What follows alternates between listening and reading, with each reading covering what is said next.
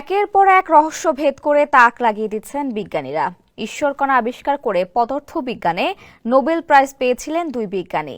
এরপর গবেষকরা ইঙ্গিত দিয়েছেন সূর্য পশ্চিম দিকে উঠে পূর্ব দিকে ডুবার সময় ঘনিয়ে এসেছে। এবার সামনে এসেছে নতুন তথ্য। প্রায় ৭৮ বছর আগে বিজ্ঞানীরা একটি প্রতীকী টাইমপিস তৈরি করেছিলেন, যা ডোমসডে ক্লক নামে পরিচিত। এটি বোঝার জন্য তৈরি করা হয়েছিল যে সভ্যতা ধ্বংসের কতটা কাছে পৌঁছে যাচ্ছে পৃথিবী। মঙ্গলবার সেই ঘড়ি রাত ১২টা ৮৯ আগে ছিল। এতে উদ্বেগ বেড়েছে বিজ্ঞানীদের, কারণ এর আগের ২ বছর ঘড়িটি রাত ১২টা ৯০ আগে ছিল। এর প্রধান কারণ ছিল রাশিয়া ইউক্রেন যুদ্ধ, পারমাণবিক অস্ত্র প্রতিযোগিতার সম্ভাবনা এবং জলবায়ু সংকট। ডুমসডে ক্লকের কাঁটায় রাত ১২টা বাজার মানে হল মানুষের জন্য বসবাসের অযোগ্য হয়ে উঠেছে পৃথিবী, অর্থাৎ কিয়ামত সন্নিকটে। বিস্তারিত আফদাল হোসেনের প্রতিবেদনে। মহান আল্লাহকে বিশ্বাসের ক্ষেত্রে কেউ আস্তিক, আবার কেউ নাস্তিকতার পরিচয় দেয়। কিন্তু বিশ্বের সব মানুষ একটি বিষয়ে একমত, তা হলো সবাইকে মরতে হবে, যে ঘোষণা আল্লাহ আগেই দিয়ে রেখেছেন পবিত্র কোরআনে। বিজ্ঞান যতই বেশি রহস্যভেদ করছে, ততই যেন ইসলামের ভবিষ্যৎবাণীর সত্যতা প্রকাশ পাচ্ছে। ঈশ্বরকণা নামে পরিচিত রহস্যময় হিগস বোসন কণার অস্তিত্ব আবিষ্কার করে পদার্থবিজ্ঞানে নোবেল পুরস্কার পেয়েছিলেন বিজ্ঞানী পিটার হিগস ও ফ্রাঁসোয়া ইংলার্ট। তাদের এই আবিষ্কার নোবেল প্রাইজের চেয়েও বেশি আলোচনায় ছিল। মূলত বিজ্ঞানী হিগস ও ইংলার্ট সহ একদল কণাতত্ত্ববিদ ১৯৬০ সালে অতি পারমাণবিক কণার বা সাব অ্যাটমিক পার্টিকল ভরের উৎস খুঁজতে গিয়ে একটি মডেল প্রস্তাব করেন। ওই মডেলে একটি অনুপস্থিত কণার কথা বলা হয়, যার নাম দেওয়া হয় হিগস বোসন। ব্রিটিশ বিজ্ঞানী পিটার হিগস এবং এ নিয়ে কাজ করা বাঙালি বিজ্ঞানী সত্যেন বসুর নামের অংশবিশেষ নিয়ে এই নামকরণ করা হয়। তাত্ত্বিক পদার্থবিজ্ঞান অনুসারে আমাদের এই মহাবিশ্বের সবকিছুই ভর পেয়েছে এই হিগস বোসন কণার কাছ থেকে। তাই এই কণার সন্ধান পাওয়া মানে এক হিসেবে মহাবিশ্বের সৃষ্টির রহস্য উন্মোচন করা। সে কারণে এটি পরিচিতি পেয়ে যায় ঈশ্বরকণা নামে।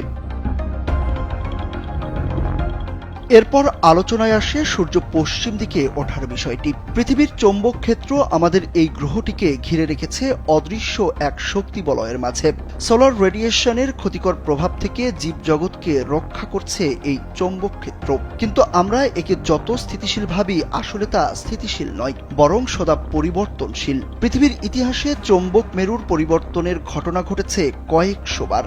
এই পরিবর্তনের ফলে উল্টে যায় উত্তর ও দক্ষিণ মেরু। সম্প্রতি বিজ্ঞানীরা জানিয়েছেন আরও চাঞ্চল্যকর তথ্য। তারা বলেছেন সূর্য পশ্চিম দিক থেকে উদিত হওয়ার সময় ঘনিয়ে এসেছে।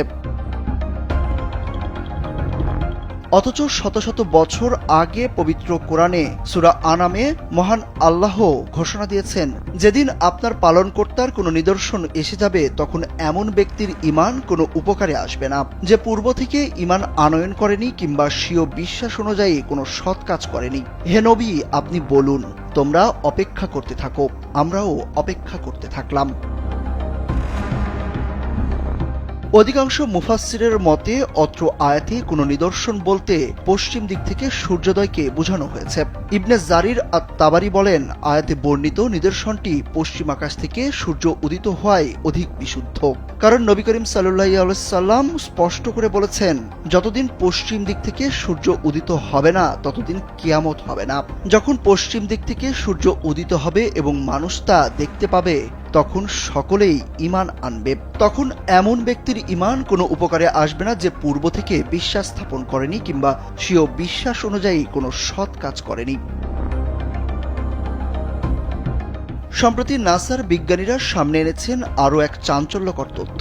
নাসার একটি গবেষণায় উঠে আসে, মহাশূন্যকে নিঃশব্দ ভাবা হলেও আসলে সেখানে প্রতিনিয়ত শব্দ হচ্ছে। গবেষকরা সে শব্দ শুনে বলছেন, যেন বিলিয়ন বিলিয়ন মানুষ একসঙ্গে গান গাইছেন বা জিকির করছেন। হযরত আবু যর রাদিয়াল্লাহু তাআলা আনহু বলেন, রাসূলুল্লাহ সাল্লাল্লাহু আলাইহি সাল্লাম যখন মিরাজ থেকে ফিরে আসেন তখন তাকে প্রশ্ন করা হয়, হে আল্লাহর রাসূল, আপনি আকাশে কি দেখেছেন বা কি শুনেছেন? উত্তরে তিনি বলেন, আমি যা দেখেছি তোমরা তা দেখো না, আর আমি যা শুনেছি তোমরা তা শোনো না। আকাশে প্রচন্ড কাঁপুনির শব্দ হচ্ছে, আর তা হওয়ার কারণ আছে। আকাশের 4 আঙুল পরিমাণও জায়গা খালি নেই, কারণ সবখানেই ফেরেশতারা সিজদায় আছেন আর আল্লাহর জিকির করছেন। এই অবস্থায় ডোমসডে ক্লক বা কিয়ামত ঘড়ি দিয়েছে নতুন এক বার্তা। এ বিষয়ে বুধবার ব্রিটিশ সংবাদ মাধ্যম বিবিসি এবং মার্কিন সংবাদ মাধ্যম সিএনএন প্রতিবেদন প্রকাশ করেছে।